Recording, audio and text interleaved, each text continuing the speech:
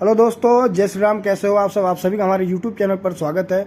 और आज हम बात करने वाले हैं, थोड़ी सी क्रिकेट न्यूज़ की बात करने वाले हैं, क्योंकि इंडियन क्रिकेट टीम से ईशान किशन और श्रेयस अय्यर को बड़ा झटका लगा है। अब क्यों लगा है? क्योंकि बीसीसीआई ने अपना सेंट्रल कॉन्ट्रैक्ट लिस्ट रिलीज़ किया है, तो उसमें इन दोनों खिलाड़ियों का नाम नहीं है।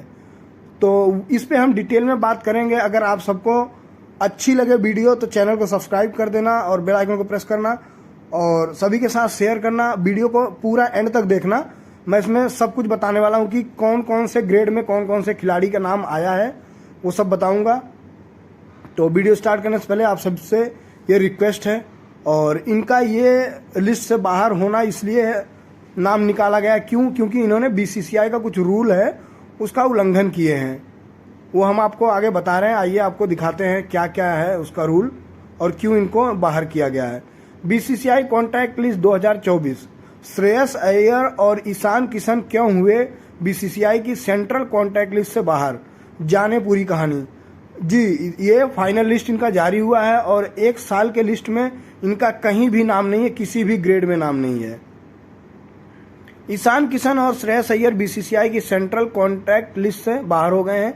दरअसल दोनों ही क्रिकेटर्स की जो क्षमता है उस पर कोई शक और सवाल नहीं है, लेकिन हाल में जिस तरह से उन्होंने खुद को कई मौके पर अनुपलब्ध दिखाया, संभवतः उसी वजह से दोनों को बड़ा नुकसान हुआ है।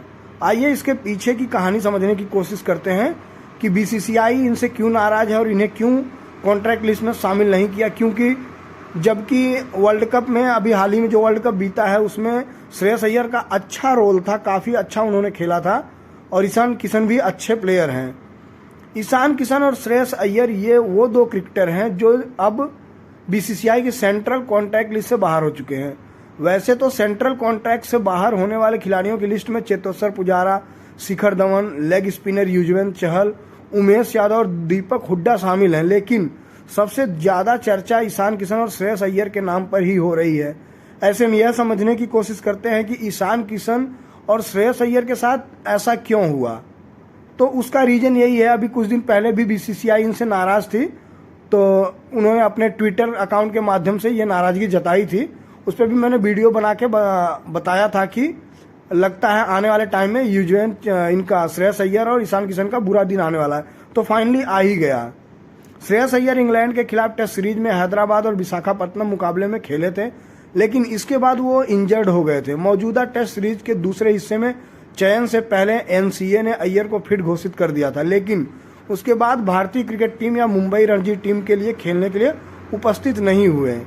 तो पहला रीजन तो यही होगा कि ये फिट थे, फिर भी ये कोई भी रणजी टीम में खेलने नहीं गए, उपस्थित नहीं हुए। तो यहाँ इनकी एक गलती मानी जा रही है।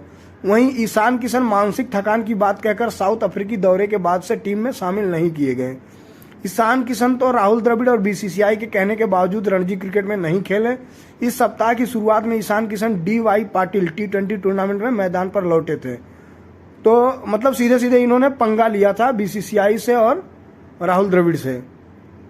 दरअसल ईशान किशन और श्रेयस अय्यर को बीसीसीआई के एनुअल कॉन्ट्रैक्ट रिटनर्स लिस्ट से इसलिए बाहर किया गया क्योंकि उन्होंने व्यावहारिक रूप से खुद को भारत के लिए खेलने के लिए अनुपलब्ध बना लिया था। सोचो, किसी को टीम में मौका नहीं मिलता, इन्हें मौका मिल रहा, तो ये अपने आप को फिट नहीं दिखा रहे, ये कह रहे हैं कि हम फिट नहीं हैं। ईशान किशन झारखंड टीम से भी रणजी मैच नहीं खेल रहे थे।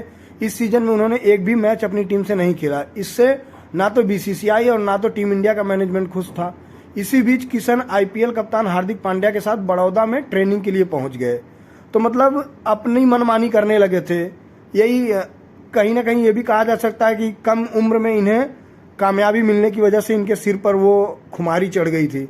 वहीं अय्यर भी कोलकाता नाइट राइडर्स के प्री सीजन कैंप में थे, इसी वजह से वो मुंबई के लिए मैच नहीं खेले। हालांकि अब अय्यर ने रणजी ट्रॉफी में मुंबई के सेमीफाइनल मैच के लिए खुद को उपलब्ध बताया है। क्रिक इंफो की रिपोर्ट में इस बात का दावा किया जा रहा है। ऐसे में बीसीसीआई का यह फैसला तमाम खिलाड़ियों के लिए कड़ा संदेश है, क्योंकि इस तरह के रवैये से IPL खेलकर टीम इंडिया में आने वाले खिलाड़ियों को कड़ा संदेश मिलेगा। और ऐसा होना भी चाहिए, क्योंकि कोई मजाक बात नहीं है। आप अपने आप को जब चाहो बीमार बता दो, जब चाहो आप फिट बता दो। कौन कौन खिलाड़ी कॉन्ट्रैक्ट लिस्ट से बाहर हैं उनका नाम देख लेते हैं। सेंट्रल कॉन्ट्रैक्ट से बाहर होने वाले खिलाड़ियों की इस लिस्ट में स्टार बल्लेबाज चेतेश्वर पुजारा, शिखर धवन, लेग स्पिनर युजवेंद्र चहल, उमेश यादव और दीपक हुड्डा जैसे प्लेयर शामिल हैं। इससे पहले वाले कॉन्ट्रैक्ट में श्रेयस को बी और ईशान किशन को सी कैटेगरी में रखा गया था। तब श्रेयस को सालाना 3 और ईशान किशन को 1 करोड़ रुपए मिल रहे थे। सोचो, ये सिर्फ इन्हें बीसीसीआई दे रही थी, बाकी ऐड से जो कमाते हैं इनका अलग है। मगर अब ईशान और श्रेयस को इतने करोड़ रुपए का नुकसान हुआ, जबकि बी कैटेगरी से चेतेश्वर पुजारा को बाहर किया गया, सी कैटेगरी से उमेश यादव, शिखर धवन, दीपक हुड्डा और युजवेंद्र चहल की छुट्टी हो गई। पुजारा आखिरी बार जून 2023 में WC फाइनल में खेले थे, जबकि धवन ने दिसंबर 2022, हुड्डा ने फरवरी 2023 और उमेश ने जून 2023 में भारत के लिए आखिरी मैच खेला था। तो ये प्लेयर हैं जो बाहर हुए हैं। बीसीसीआई सचिव जय शाह की बात भी की थी अनसुनी। अच्छा जी, यहाँ भी देख लेते हैं अब। दरअसल बीसीसीआई के इस सेंट्रल कॉन्ट्रैक्ट के आने से 2 सप्ताह पहले ही बीसीसीआई सचिव जय शाह ने सेंट्रल कॉन्ट्रैक्ट वाले प्लेयर को एक पत्र लिखा था। इसमें उन्होंने उन खिलाड़ियों को चेतावनी दी थी जो घरेलू क्रिकेट और नेशनल टीम में खेलने से ज़्यादा आईपीएल को प्राथमिकता दे रहे थे। इस पत्र में खिलाड़ियों को गंभीर कार्रवाई की भी हिदायत दी गई थी। इसके बावजूद बीसीसीआई की बात कई खिलाड़ियों ने अनसुनी कर दी। तो सीधे सीधे ये इन्हीं की बात है, ईशान किशन और श्रेयस अय्यर के लिए कहा जा रहा है। रोहित शर्मा ने भी इशारों में ईशान किशन को चेताया। भारतीय कप्तान रोहित शर्मा ने भी रविवार को रांची टेस्ट के बाद अपनी प्रेस कॉन्फ्रेंस में कहा था कि जो खिलाड़ी टेस्ट क्रिकेट के लिए भूख दिखाएंगे उन्हें आगे भी प्राथमिकता दी जाएगी। उन्होंने इस दौरान ना तो ईशान और ना श्रेयस का नाम लिया, पर यह स्पष्ट था कि रोहित का इशारा इन दोनों ही खिलाड़ियों की तरफ था। रोहित ने कहा था, टेस्ट क्रिकेट एक कठिन फॉर्मेट है, इसमें ऐसे खिलाड़ियों की ज़रूरत है जो अपने अचीवमेंट से ज़्यादा टी को आगे रखे, अपने परफॉर्मेंस को। ठीक है, राहुल द्रविड़ ने भी ईशान किशन पर कही थी ये बात। ईशान किशन को जब इंग्लैंड के खिलाफ टेस्ट सीरीज के लिए नहीं चुना गया तो भारतीय क्रिकेट टीम के हेड कोच राहुल द्रविड़ ने कहा कि उन्होंने अभी तक खुद को उपलब्ध नहीं कराया है। अगर उनको टीम में वापसी करनी है तो घरेलू क्रिकेट खेलना होगा। यानी बीसीसीआई का ये फंडा है कि पहले आप अपने घरेलू टीम में अपने आप को फिट दिखाओ। यानी साफ साफ है कि भैया आपको छुट्टी लेके एंजॉय नहीं करना है, अपने घरेलू टीम में आप खेलते रहिए, तब आपको आगे मौका मिलेगा। इंग्लैंड सीरीज के बीच में भी किया गया था ईशान से संपर्क। ESPN की रिपोर्ट में इस बात का दावा किया गया है कि टीम मैनेजमेंट ने इंग्लैंड के खिलाफ चल रही टेस्ट सीरीज के दौरान उनसे संपर्क किया था, लेकिन किशन ने कहा कि अभी वह तैयार नहीं है। उनकी अनुपस्थिति में ही ध्रुव जुरेल ने डेब्यू किया। इस दौरान उन्होंने रांची में दूसरे टेस्ट में प्लेयर ऑफ द मैच का खिताब भी जीता था। अय्यर ने खुद को बताया था अनफिट, NCA ने कहा ये फिट हैं।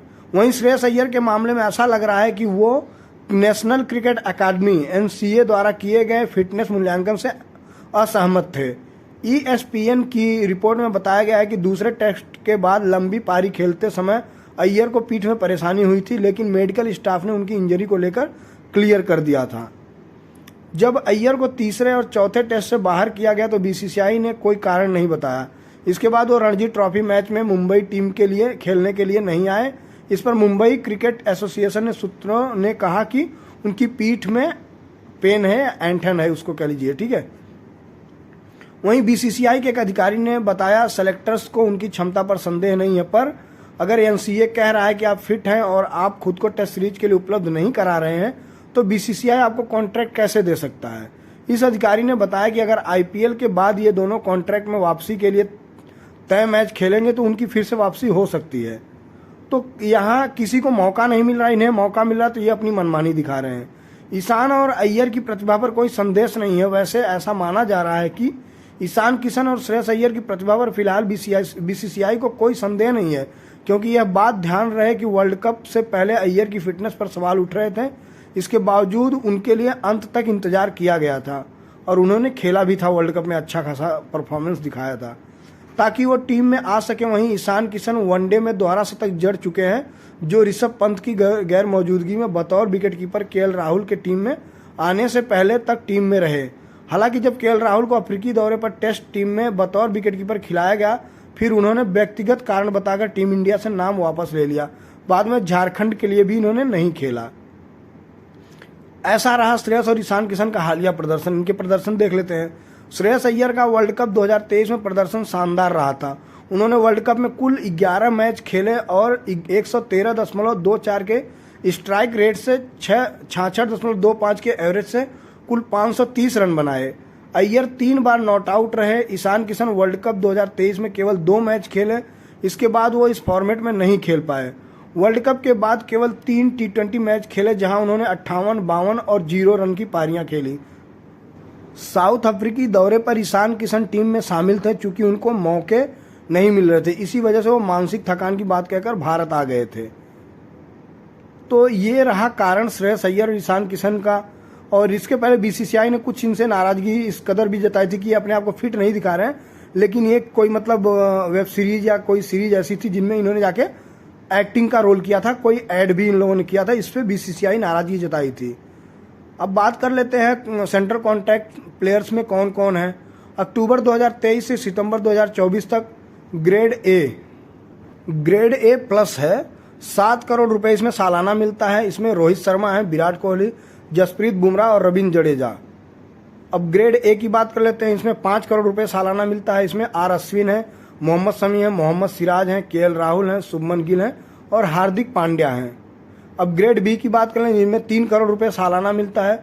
इसमें सूर्य कुमार यादव हैं, ऋषभ पंत हैं, कुलदीप यादव हैं, अक्षर पटेल और यशस्वी जायसवाल है इसमें। ग्रेड सी की बात कर लेते हैं, इसमें 1 करोड़ रुपए सालाना मिलता है, जिसमें रिंकू सिंह है, तिलक वर्मा है, ऋतुराज गायकवाड़ हैं, शार्दुल ठाकुर हैं, शिवम दुबे, रवि बिश्नोई, जितेश शर्मा, वाशिंगटन सुंदर, मुकेश कुमार, संजू सैमसन, अर्शदीप सिंह, के.एस. भारत, प्रसिद्ध कृष्णा, आवेश खान और रजत पाटीदार हैं। तो दोस्तों ये रहे ग्रेडों के लिस्ट जो मैंने आपके सामने रख दिया। सेंट्रल कॉन्ट्रैक्ट प्लेयर को इस तरह मिलते हैं रुपए। ग्रेड ए प्लस को मिलता है 7 करोड़ रुपए सालाना, ग्रेड ए को मिलता है 5 करोड़ रुपए सालाना, ग्रेड बी को मिलते हैं 3 करोड़ रुपए सालाना, ग्रेड सी को मिलते हैं 1 करोड़ रुपए सालाना। जुरेल सरफराज के पास सी ग्रेड में शामिल होने का मौका, इस पे बात करते हैं थोड़ा सा। स्टार विकेट कीपर ध्रुव जुरेल और धाकड़ बल्लेबाज सरफराज खान के पास अब भी सी ग्रेड में शामिल होने का मौका है। बीसीसीआई ने अपनी प्रेस रिलीज में साफ कहा है कि जो भी प्लेयर 1 अक्टूबर 2023 से 30 सितंबर 2024 सीजन के दौरान 3 टेस्ट या 8 वनडे या फिर 10 T20 इंटरनेशनल मैच खेलता है तो उसे सी ग्रेड में शामिल किया जाएगा।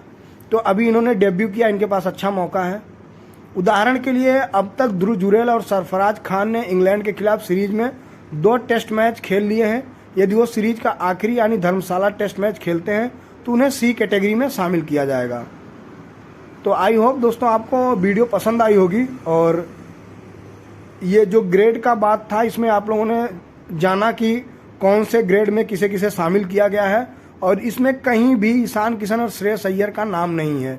तो इन बातों के बीच में मैंने आपको ग्रेड में भी थोड़ा समझा दिया था कि कौन से ग्रेड में कौन कौन प्लेयर हैं, किसे कितना मिलता है। ठीक है, ये एक कॉन्ट्रैक्ट होता है साल का जिसमें आपको 1 साल में इतने रुपए मिल जाते हैं। ठीक है, तो दोस्तों अगर वीडियो पसंद आई हो तो चैनल को सब्सक्राइब करके बेल आइकन को जरूर प्रेस करना। अच्छी लगी हो तो सभी के साथ शेयर करना। आज की वीडियो में इतना ही, फिर मिलते हैं हम आप सभी से एक नई वीडियो में। तब तक के लिए जय हिंद, जय भारत, जय श्री राम।